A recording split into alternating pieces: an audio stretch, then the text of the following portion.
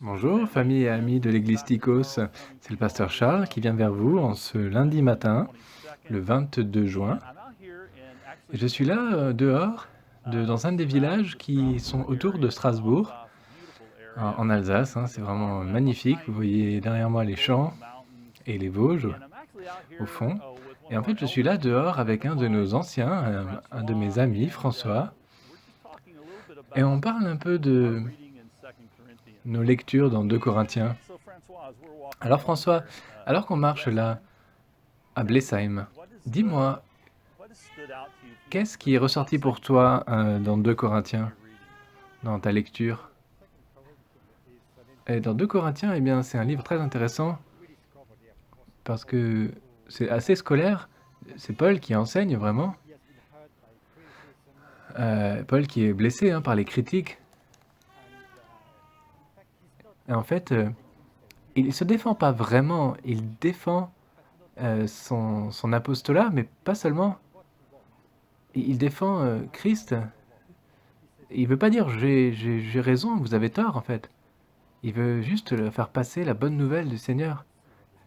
Il veut que les autres puissent voir la vérité de son enseignement. Et on voit qu'il combat à toutes les étapes de 1 Corinthiens, 2 Corinthiens pour essayer de convaincre les Corinthiens de cette nouvelle, de qui est vraiment Jésus. Et à propos de la vérité, la réalité de Jésus. Que c'est pas juste un esprit religieux, quoi. Est-ce que tu penses que sa relation avec les autres apôtres, la manière dont il a implanté cette église, a affecté sa relation avec eux et combien ils étaient importants pour eux? Ah oui, je pense vraiment qu'il les considère comme ses enfants. Il leur a donné, la vie en Christ. C'est eux qui leur a c'est lui qui les a présentés à Christ. Et vraiment cette relation d'apôtre. Et il veut vraiment qu'ils puissent profiter et ne pas être privés de cette liberté qu'ils ont en Christ. Et oui, moi je suis d'accord, je crois que vraiment c'est vraiment important pour lui et je pense que dans le chapitre 13, là où il parle de sa faiblesse et de les rendre forts eux, il fait cette déclaration que Christ est venu dans la faiblesse, il est mort dans la faiblesse, mais il a été ressuscité par le pouvoir de Dieu et dans le pouvoir. Et dans la résurrection, on voit le pouvoir même de vaincre la mort.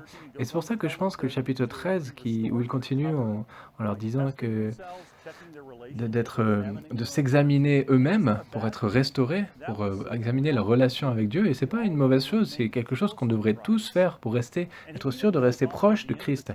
Et à la fin du chapitre, il continue même en disant, les versets sont tellement concrets dans sa clôture de 2 Corinthiens. Et vraiment pour nous, ça peut être très utile. C'est théologique, certes, mais c'est vraiment concret, ça nous parle. Ça va directement à notre cœur. Et je suis tellement reconnaissant d'avoir fait cette lecture de 2 Corinthiens. Ça a été vraiment une découverte merveilleuse et des rappels. Père Céleste, nous te remercions pour ces moments, l'opportunité d'être ensemble. Nous te rendons la gloire. Seigneur Jésus, aide-nous à être forts en Christ, même si nous savons que dans notre capacité humaine, nous n'avons pas assez de force. C'est toi qui nous rends capables dans ton pouvoir. Nous prions que nous, en tant qu'Église, puissions savoir ça, que nous le sachions et faire confiance. Au nom de Christ, Amen. Merci François de nous avoir reçus ici à Blesheim, ton village. On a vraiment apprécié le paysage et la vie de village. Avec plaisir. Et donc demain, nous commençons l'épître aux Galates. Ouais, ça va être intéressant, ouais, exact. Ça va être 6 chapitres vraiment intéressants. C'est une belle épître. Et ça confronte vraiment nos relations avec Christ. Donc on continue cette semaine. Bon courage en Christ. Bien sûr, et gardez vos regards sur Jésus. Que Dieu vous bénisse. À très bientôt.